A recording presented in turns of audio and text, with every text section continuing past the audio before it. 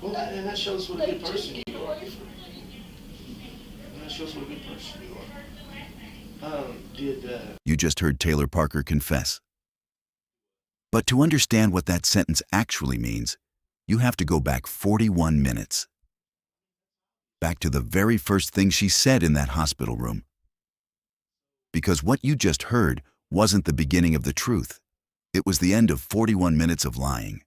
I'm going to play you that entire interrogation, from the first second to the exact moment it broke. Real audio. Recorded inside Choctaw Memorial Hospital in Oklahoma, hours after Reagan Simmons Hancock was murdered. This is the very beginning. A nurse is mid-sentence with another medical staff member, completely unaware that the next 40 minutes are about to become one of the most studied police interviews in recent true crime history. Listen to the chaos here. Nobody in this room yet understands what they're dealing with. Everything's negative, so that we have that near meeting. But we can do blood on that and prove that it's not hers. So if she wants to, Can I help you? this is a big deal. Yeah. Okay, yes. Are you ready? I'm coming. She can't leave. Is she trying to leave? She's going to. She's going to. Oh, well, there's two in there. The blonde is ours. That's one's ours. Okay. Do you take any blood thinner? No kind of blood thinner at all? Can I go around? Pay attention to this line. She should be hemorrhaging by now. That's not casual conversation. That's a nurse who just examined a woman claiming to have given birth, and the body isn't behaving like it just gave birth. This is the first crack. Nobody said the word murder yet, but the medical staff already knows something doesn't add up. She should be hemorrhaging by now. Like, Here's the science lesson that's about to end Taylor Parker's entire story, and it happens almost as an aside. HCG, the pregnancy hormone. If you've given birth, it's in your blood. It's in your urine. It stays detectable for 6 weeks. A nurse explains this like it's a basic fact because to her, it is. She has no idea she's explaining the exact piece of evidence that's about to unravel everything. okay, what is HCG? It's a hormone that is secreted by the placenta only. Okay. And if there's a baby in there, the HCG is what the hormone that mandates going to get the nutrients and bringing it to baby. Okay. So it's in mama's blood, mama's urine, mama's everything. And Okay. it stays up for 6 weeks. Okay. This is the moment Taylor Parker's voice enters the recording for the first time. Listen to how calm she is. Listen to how quickly the lie comes out. A name, a location, a timeline. She's been awake for what was probably the most violent morning of her life, and she answers questions about her identity without a single stumble. What's your name? Taylor Parker. Taylor. Hey, my name's Chad Sansby. I'm a OSBI agent up here, and I heard you brought your baby in. Yes, sir. What the? Did you give birth on the side of the road or something? Yes, sir. Oh, okay. Yeah. Where was that here? In McCurtain County?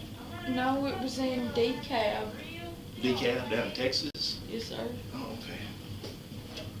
You said it's Taylor? Taylor, Taylor. And what's your last name, Taylor? Parker, Parker. Watch what happens here. She's building a whole world. A fiancé named Wade Griffin, a hog barn business, a specific excuse for why he's not with her. He got tied up dropping off hogs. None of this was prepared in advance for this conversation. She is improvising an entire morning, in real time, to a stranger, minutes after a murder. Did you just go into labor on the side of the road? No, me and I was supposed to ride with my fiance, and we sell, we own a hog buying facility, and we were gonna come through here, but I was having contractions and stuff and wasn't feeling good, so I stayed at home and told him we would just meet here after he dropped the hogs at 7, and he got tied up. I mean, he's on his way. This is the detail that I think about more than almost anything else in this case. They ask her if she had a boy or a girl. She says, girl. And then, without hesitation, she gives the baby a name. Clancy Gale. A name for a child she did not give birth to, taken violently from a woman she called her friend.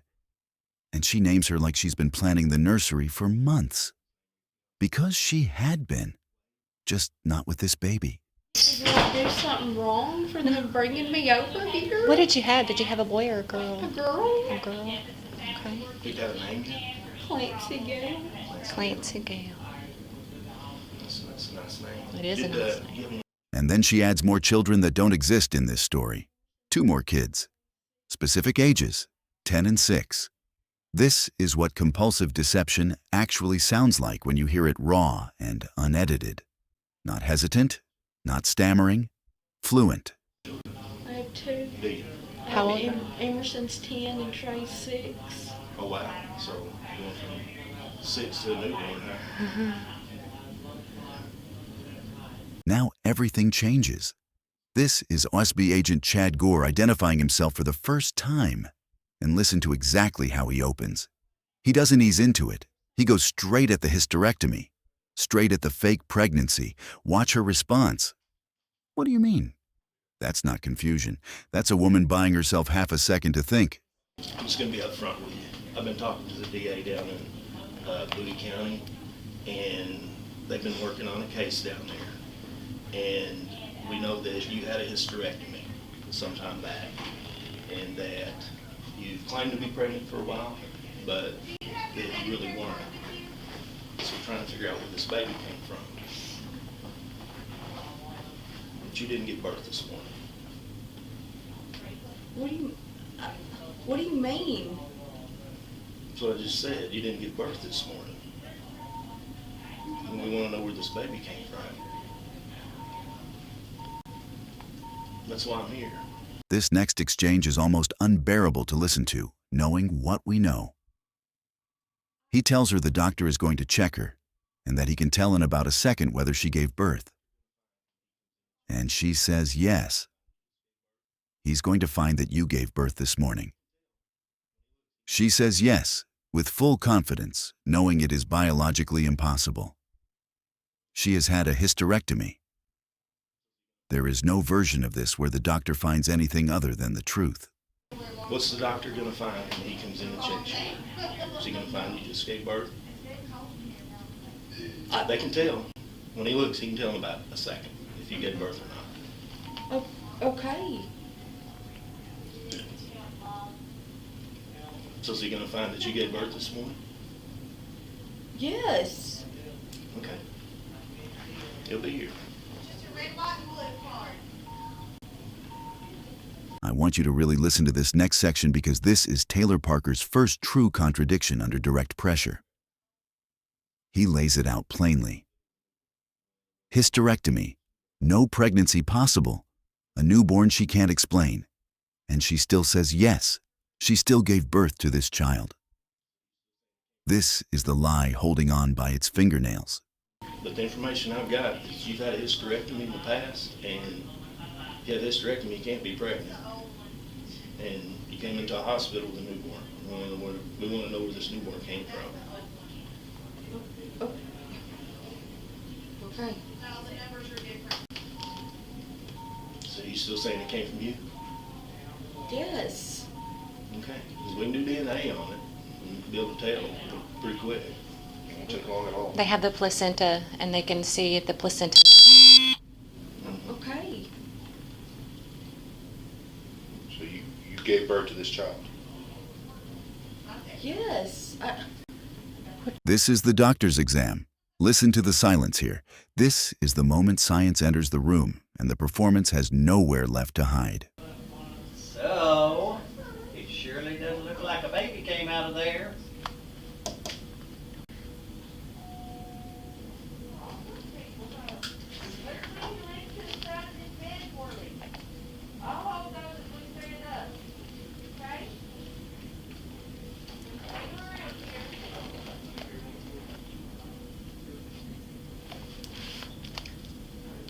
What kind of surgery did you have?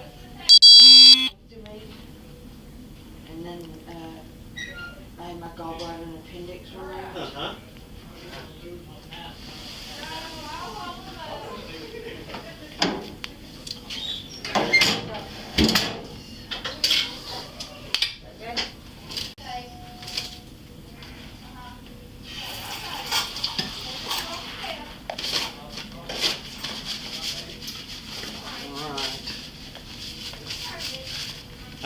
Doesn't look like she had a baby.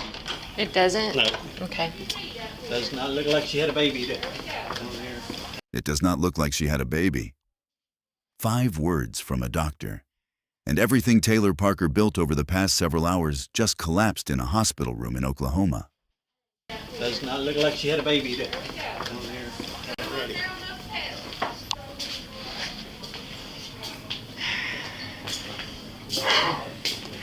Hey, Taylor. So what happened? Yes, ma'am. Now we meet the man who's actually going to break her. OSBI agent Chad Gore walks back in, and watch what he does. He doesn't yell. He doesn't threaten. He tells her he's been doing death investigations for almost 27 years. And then he does something genuinely strategic. He tells her she doesn't seem like an evil person. This is a technique. It's called minimization. Watch how it works on her in real time. Hey, Taylor. So what happened? Yes, ma'am. Hey, nothing happened. You didn't give birth. This is her first. Yeah. That means it's not your baby. So what happened? Like I told you, Taylor, this is my first rodeo. I've been doing this for nearly 27 years. Over death cases. I know. Sometimes, you know, there's some people that do stuff just because they're very evil people. They're bad people. I've dealt with them. I've dealt with them my whole life. Cold-blooded murderers, serial killers, all of it. And I've done it. And here's the thing. You seem like a nice person. I think you may be a little bit confused about some things, and I get that. You know, the problem with cases, death cases especially, people automatically assume the worst. Okay, you know how it is. When people read the newspapers and stuff, they just see a certain amount of facts and they automatically assume the worst. You know, essentially what we have a dead woman down in Texas, and you took the baby out of her. Just caused her to die. And my question is Taylor a cold-blooded murderer? Or was it something else? I mean, sometimes people have, they go through depression and, some mental issues and things. Causes good people to make bad choices, right? And that's kind of where I'm here at today. I knew that doctor wasn't going to find anything. Because I already knew. I already know a lot of things I ask, I already know the answer to before I ask. But one thing I'm trying to figure out is, why did this happen? What was going on, Listen to this specific sentence. Is Taylor a cold-blooded murderer, or was it something else? He's handing her 2 boxes to put herself into. Monster, or sympathetic person who made one bad choice. Watch which box she reaches for. The DA down there who I've talked to believes that you're a cold-blooded killer and that you plotted for the last 8 months to murder this woman and steal her baby. And right now, the evidence is there. They can prove it without a shadow of a doubt that that's what happened. They can prove that you murdered that woman and that you're a cold-blooded murderer. How heinous is it? Some woman, everybody's happy, they're having showers, and then somebody comes along and cuts her damn baby out of her gut. This is the first time she says it directly. I didn't kill anybody. Watch how he responds. He doesn't argue with her. He just keeps building the off-ramp she's eventually going to take. I mean, you don't seem like that type of person, man. I didn't kill anybody. Where'd this baby come from? We're past all of that. Taylor, we're past that. I did not kill anybody. I didn't kill anybody. So was she alive when you left? I wasn't with her. How'd you get her baby? This stretch right here, I think, is the best piece of real interrogation tactics I've ever heard captured on tape. Listen to him list off possibilities. Depression, medication, confusion, mental health conditions. He is building her an entire menu of excuses, and all she has to do is pick one. It's okay, you made a bad choice, everybody does. But we just have to, what was going on, You're gonna have to help me explain it, because I want to believe that you're not an evil person, you're not a bad person. I want to believe that there was something going on up here, maybe, they have some, there's some mental things that, where people have attention, there's conditions. Munchausen by proxy, Munchausen, there's 10 or 15 different ones, but a lot of times it's psychological stuff, people, their brains kind of get off whack a little bit, you know what I mean, and their thinking's not quite right. And so, and if that's the case, man, I'd like to help you. You know what I'm saying? Get you some help. Because we got a dead woman. Her baby was missing. You're with me. And here's where it gets specific. He brings up hysterectomies directly. His own wife had one, he says. He talks about hormones getting whacked out, about how that changes people, about how that explains things. He is, almost word for word, building Taylor Parker's legal defense for her, 2 years before her actual lawyers would argue something disturbingly similar in front of the Supreme Court. I know a lot of women, they go through, hysterectomy and stuff, and they take, my wife had hysterectomy, they took out their female stuff, and, the hormones get out of whack. You know what I'm saying? My wife's hormones get out of whack, and her body can't make them anymore. So if it was something like that, man, explanation, that explains things. It makes people not, say and do things that aren't, aren't characteristic of them. So what happened? What happened, Taylor? Why did this happen? Listen to this question. Did you mean to hurt the woman? Listen to the silence after it. Did you mean to hurt the woman? You didn't mean to hurt her? Are you sad she's dead?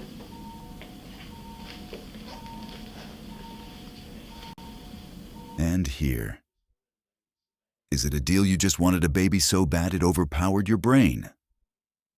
This is the exact sentence.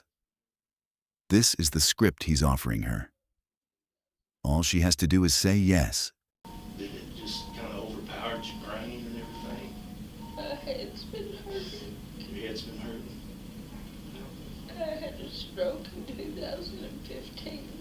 Okay. She doesn't take it yet. Instead, she gives him something else. A stroke in 2015. Watch how fast he absorbs it and uses it. This is what good interrogators do. They take whatever you give them and they build the next door out of it. I had a stroke in 2015. Okay. Well, see, that's what I'm talking about, It gives me something to explain to them.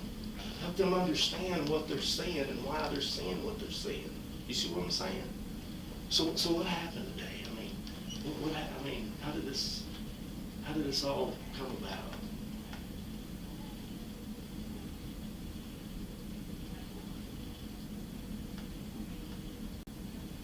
This is it. This is the section. Listen from the very beginning of this clip because the pacing here matters. He asks when she first saw Reagan that day, and watch how the answers start coming in fragments. Single words, long pauses. When did you first see the woman? Today? She checked on me. Is she a friend of yours? Okay. So did she come to your house?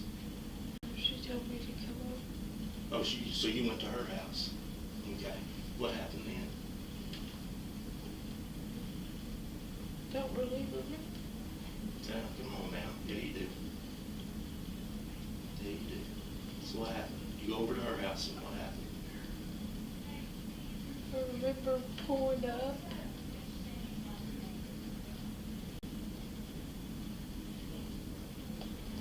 Did you go inside? Yeah. Okay. Did you talk very long, or did she say say something to you to make you mad or something, or what happened? She grabbed a hold of me and told me that I was a liar. Okay. So she grabbed hold of you, and did you try to fight back? We both fought back. You both fought back? Yeah. Okay. And then what happened? We both hit each other.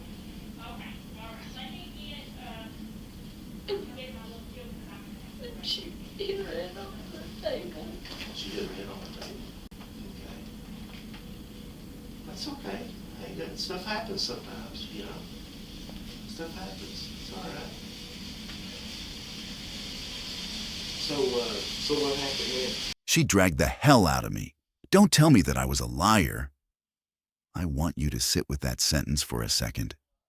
Because in that one line, Taylor Parker just told us, without meaning to, what actually happened in that house. Reagan Simmons Hancock confronted her. About the lies, about the pregnancy that wasn't real. And Taylor Parker is describing that confrontation as an assault on herself. She grabbed a hold of me and told me that I was a liar. Okay. So she grabbed hold of you, And here's the agent's response. Listen to how gentle it is. That's okay. That stuff happens sometimes. He is validating a woman who just described attacking her pregnant friend, because validation is what's going to get him the rest of the story. okay. So she grabbed hold of you, and did you try to fight back? We both fought back. You both fought back? Yeah. Okay. And then what happened? We both hit each other.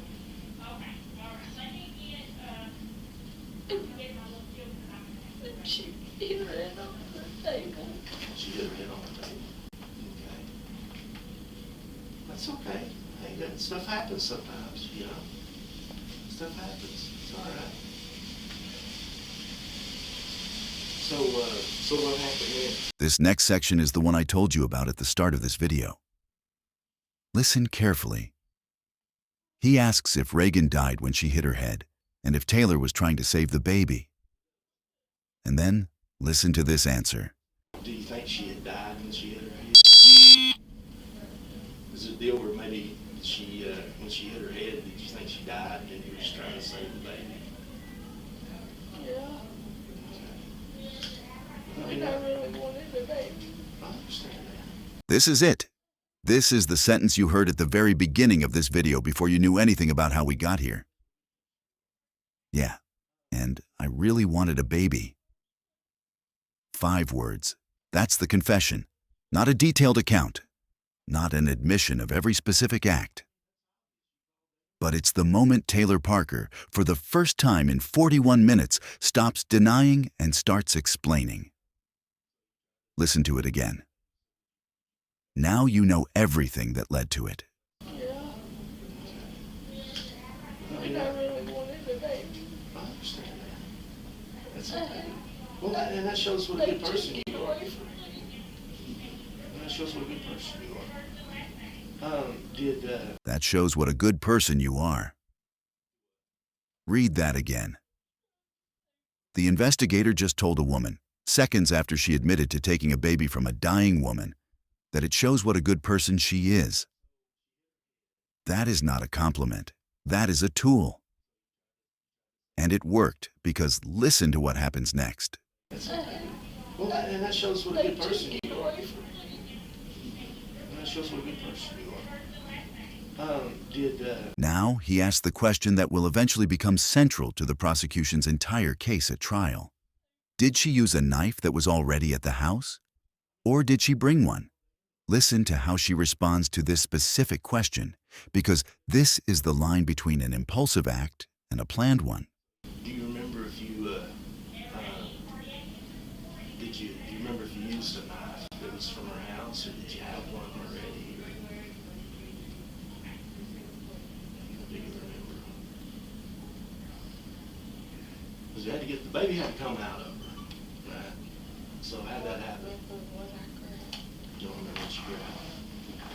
I want to be clear about something. What you just heard is not the entirety of the evidence against Taylor Parker. It's not even the most damning piece of evidence in this case. The DNA, the forensic timeline, the physical evidence from Reagan's home, all of that mattered more in the courtroom than this interrogation did. But I think this audio matters for a different reason. Because this is what consciousness of guilt actually sounds like in real time. Not a dramatic courtroom confession, not a tearful breakdown. A woman naming a baby that wasn't hers, building a fiancé out of nothing, lying with total fluency for 41 minutes, and then quietly accepting an excuse that an investigator built for her, one piece at a time, out of patience and strategy and 27 years of experience. Taylor Parker was convicted of capital murder in November 2022. She was sentenced to death. Her appeals have been denied at every level, including by the United States Supreme Court in May of this year. She is currently on death row at the Patrick L. O'Daniel Unit in Gatesville, Texas. If you want the full legal story, what happened after this interrogation, the trial, the appeals, where this case stands today, I've covered all of it. Links are around this video. Subscribe if you're interested in cases where the evidence speaks for itself. I'll see you in the next one.